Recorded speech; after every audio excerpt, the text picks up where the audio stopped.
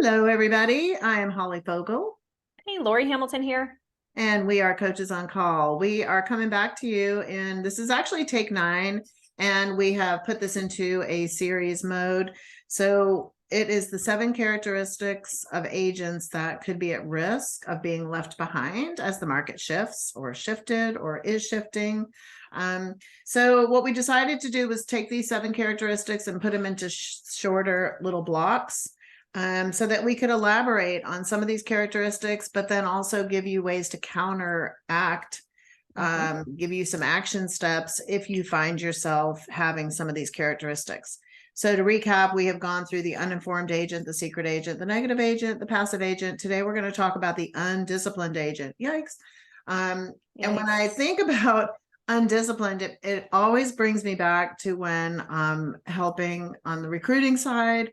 And when I talk to agents and the why, like, why are you getting into real estate? Oh, I love homes and I want flexibility and freedom. And I'm thinking, oh, okay, well, you're going to hate homes and you are really not going to have any flexibility or freedom if you really want to make a lot of income, For sure. And so, unfortunately, the double-edged sword of being a business owner and, being in control of your own destiny, it's really empowering. It's awesome. You can go out and earn as much income as you want.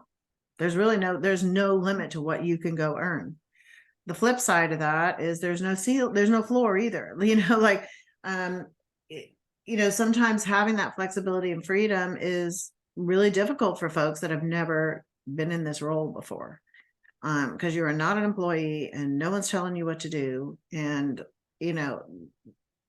it's not easy for everybody. And so a lot of times people need to really take a look in the mirror, and a lot of discipline is really required, because there's a lot of stuff that you have to do to make it happen. So today we just want to kind of talk about what kind of tools and resources do you have available to really bring some discipline into the flexibility and freedom lifestyle that you want. It can be both and. It doesn't have to be either or, but you need a plan. And that's really what we're trying to help you develop here, is a plan to make sure that you are not at risk next year. And we talked a little bit about what Brian Buffini said in his bold prediction. So make sure you check that out as well. So Lori, why don't you start us? I'll kind of finish on what my thought is on the undisciplined agent. What's your thought when you think about agents that are undisciplined? How can we help them? So, when I got into this business, I was in corporate America and I did sales in corporate America, and it was your typical 9 to 5, right? I had structure. I was held to a standard. I was held to quotas, all of that stuff. And then you get into real estate and nobody tells you you're a business owner, right? So here you are, a business owner, and all of a sudden you go from where maybe you came from a corporate background, maybe you came from a job before, you go from structure to no structure, and it is up to you, right? So when I think of the undisciplined agent, I kind of think of things where they're like, okay, what do I do with all my time? And I don't really know what to do with it. And I also think of the agent that is out there producing, and they are having a really big struggle with work-life balance, and they are having a hard time with burnout. They are letting their clients run their schedule, and they are not running their own schedule. So when I think of undisciplined, it's not the passive agent who's not being proactive, intentional. It's I don't have any structure to my day. Oh, and let me just interject real quick, because when you said that, the thing that popped up to me was, are you busy? Oh, yeah. Productive. Busy versus productive. Like the fake work busy. Like, there's the busy, that's the fake work. Fake work. And then are you productive, which is like the money-making activities, which is, So like, let's think about money-making activities as it's labeled money-making activities. Those are things that are going to help you generate income, right? So one thing that we do in our Rising Agent Mastery program is we provide agents with what we call, and I'm a little old school right now, this is a daily success habits tracker. Okay. Okay. I've written all over it. I'm a writer, so I do all that. But what this does is it has a section on here that focuses on specific money-making activities. Those include calls, emails and text, handwritten notes. It includes appointments. Those are money-making activities. You got to go on buyer appointments to get buyers. You've got to go on listing appointments to get listings. It also considers showing property money-making activities, right? Because we're getting people in houses to take a look at them. And then closings are money-making activities. Writing offers. So writing offers, money-making activities. You're writing your paycheck right there, right? So if you were this tool right here helps you concentrate on the money-making activities every single day. And if you're focused on getting those money-making activities in, a certain number of them, we talked about contacts in our passive agent characteristic. If you're like, okay, my contacts, these are my money making activities, then that helps you say, if I wake up every day, the one thing I need to do is focus on my money making activities, you will start to be more disciplined than you were the day before. I guarantee you that. That's a great little tool. We should offer that. Yeah, no, we can. If anybody we'll wants offer it that. up. Yeah, if anybody wants that, because you're right. That's the whole thing. So if you're doing stuff and it's not on that sheet, that's what we would consider fake work, right? Yeah, absolutely. Like, I mean, even role playing is kind of considered a money-making activity because you're getting your skill better, but I would say, checking your email, that's fake work. Mm-hmm.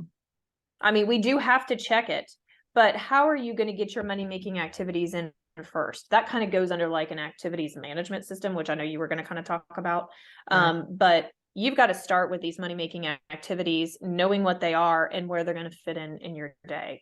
Okay, so define those money-making activities. They're all here. Well, if you want this, we'll give this to you because it's, it's a great tracker to use.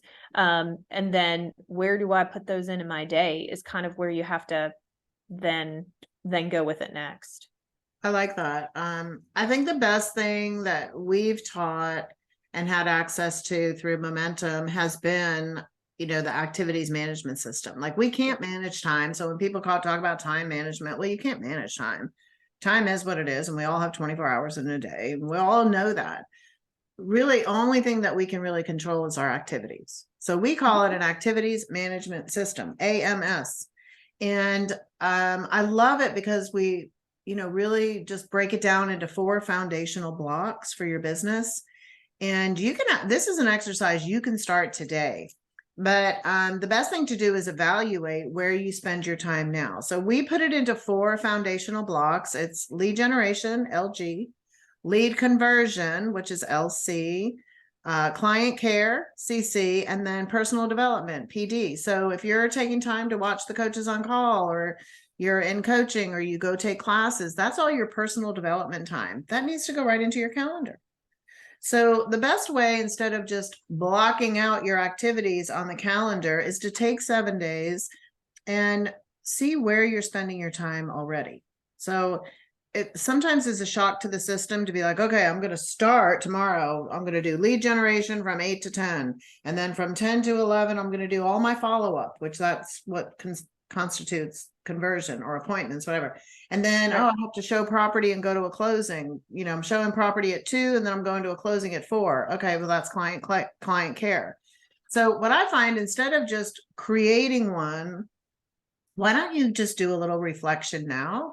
And every hour on the hour, maybe just set a little timer on your phone, stop what you're doing, write down the activities that just filled the previous hour, and then next to each activity, code it. Like, was that a lead generating activity? Lead generation is always when you're doing something to find someone that's not already in your database.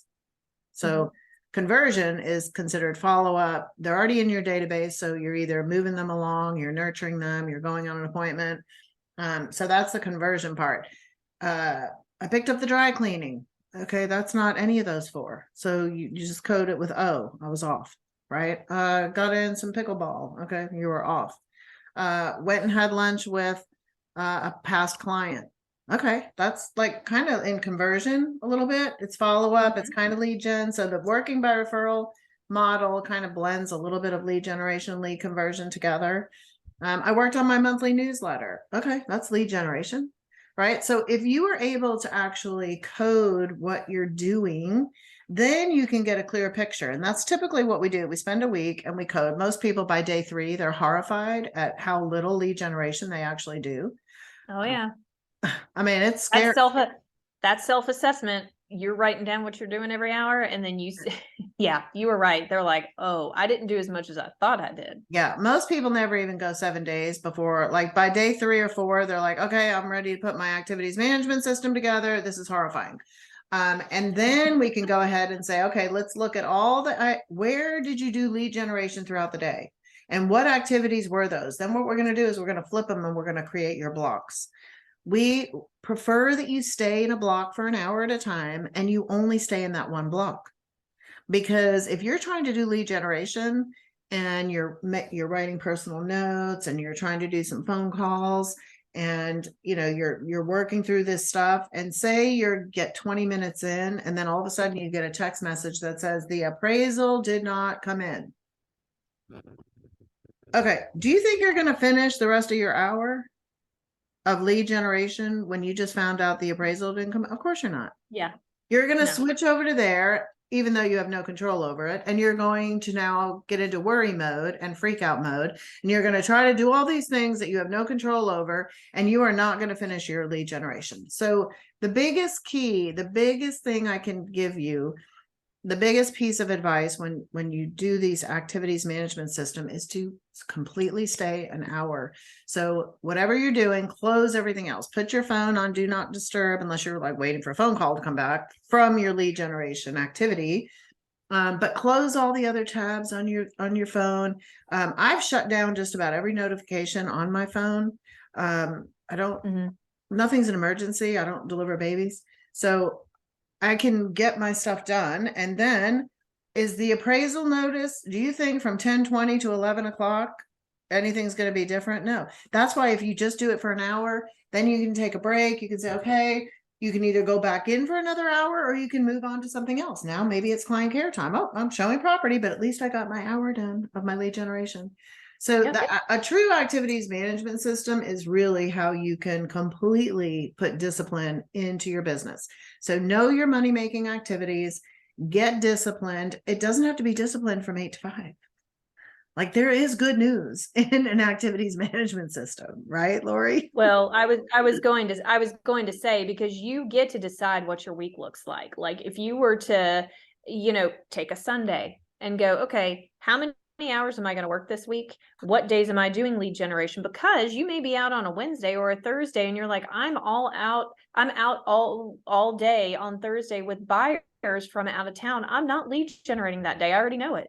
So don't have the guilt that you didn't do it. You know what I'm saying? But you showing buyers, that's money making activity. So that's great, and then you may have a closing Friday morning and then you're like, well, you know what, I'll get that in and then maybe I'll do some conversion in the afternoon. Just depends, but you get to plan that out.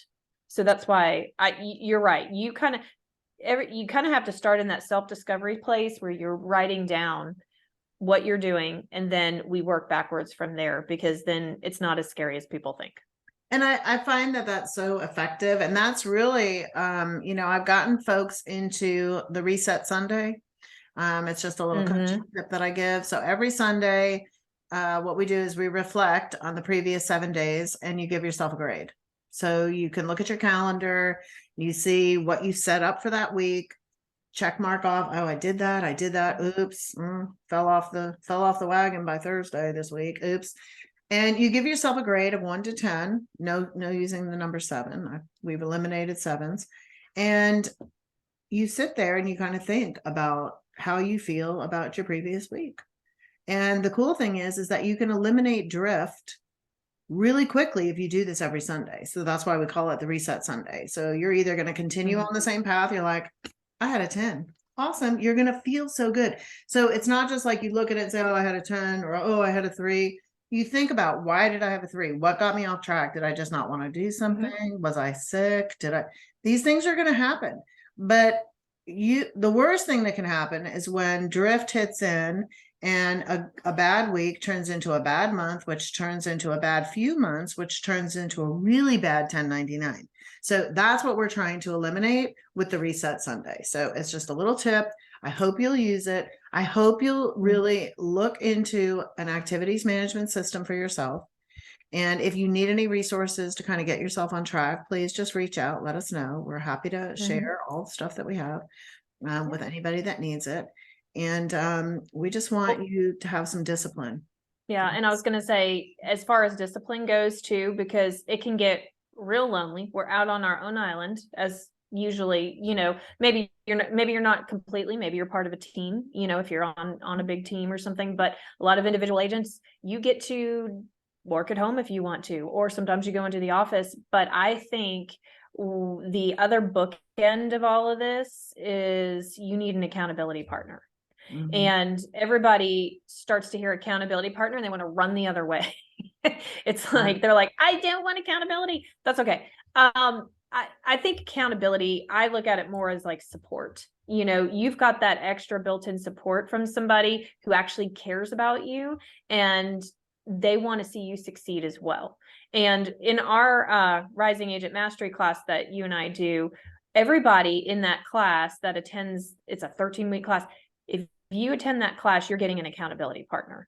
And that accountability partner is somebody that you meet with once a week. And each accountability partner actually has an accountability agreement that they sign with each other that says, I want you to hold me accountable for this, and I'll hold you accountable for whatever you want me to hold you accountable for. And they're checking in with each other every week.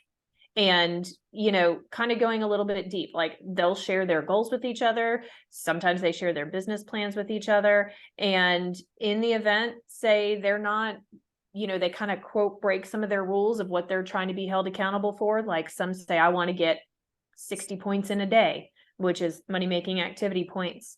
And then they don't hit that. They'll want their accountability partner to hold them accountable for something. I've seen a couple of them say, if I don't meet these, I'll donate $100 to a charity of your choice, you know, or sometimes they do fun, silly consequences, like I'll wash your car and vacuum it every week, you know, so little things like that. But you have to have that layer of support to somebody to check in on you. And I think a big part of that is what you just said. There needs to be a consequence, you know, so if you're, and just remember, it doesn't have to be another agent. It can be a spouse, it can be a friend. It can be, I mean, I kind of go back to when I very first started selling, you know, and I bought my very first 6 signs. And so I had those 6 signs in the garage and my goal was to get rid of those signs.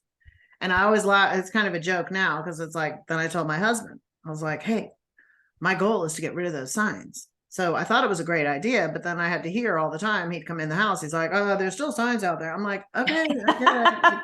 So again, it was, but you know what? I mean, it did motivate me. So any you can do. My mortgage company held me accountable. Exactly. Right.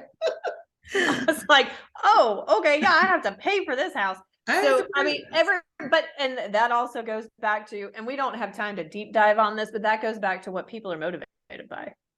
Yeah. Like I'm motivated by, like, I have to perform, like if I have to perform by something, then I'm like, I'm doing it. If I have to show I've performed on something, I'm doing it. Others are motivated by positive reinforcement.